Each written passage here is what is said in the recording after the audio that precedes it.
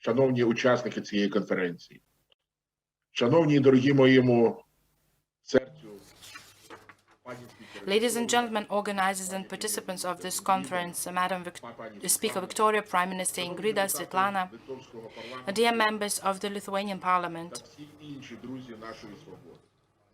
our friends of freedom. This forum is named after Vincent Kalinausko, one of the leaders of the January uprising in 1863-64 in the lands of the former Lithuanian Polish Commonwealth. The rebel units under the Kalinausko's command were mainly located on the territory of modern Belarus and took to arms against the Tsarist army.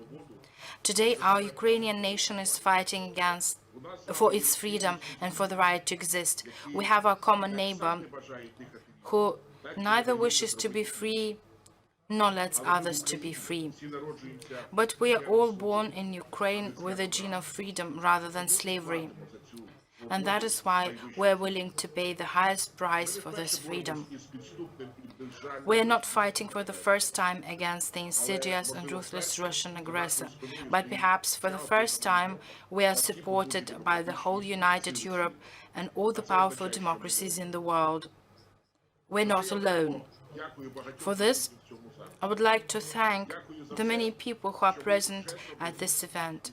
Thank you for everything you have already done and for everything you are doing for my country, my nation. Thanks to our joint efforts, we have achieved a lot, but it is insufficient. Russian invaders are killing our women, children, grandparents, the disabled every day. They're destroying our cities to deprive us from our homes and are polluting our fields to deprive us of food. In March this year, I plan to send letters to the parliaments of the world calling for the recognition of the Holodomor famine of 1932-33 as a genocide of the Ukrainian people by the Stalinist regime. Even in the worst dream, I could not imagine that in March 2022 we would have to document the facts of the genocide of the Ukrainian nation by the Putin's regime. Now or never. We must unite all efforts and do our utmost to finally eradicate the source of fear, threat, war and death, which once again demonstrated to the world its true face by launching an unjustifiable aggressive war against peaceful Ukraine. I call on you to build coalitions between parliaments and governments to defend our freedom and our common right to existence.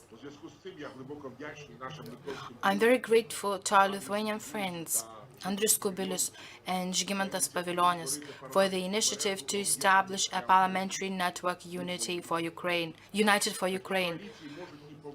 Such coalitions can and must already work on the introduction of a no-fly zone over Ukraine, the creation of effective air defense, the consolidation of compliance with the established international security rules, ensuring the viability of major cities, among other issues. Let us work with our friends in the European Union to ensure decisive support for Ukraine's status as a candidate for the EU. Let us work together so that European countries, European businesses do no business with Russia as an aggressor country.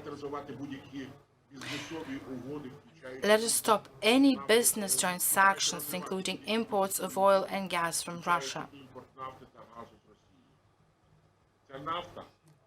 This oil and gas has been stained with the blood of innocent Ukrainian children killed by Russian invaders. Everything I said is not just about Ukraine. This also applies to the whole free Europe if it wishes to be free in the future. Finally, I would like to address our Belarusian sisters and brothers.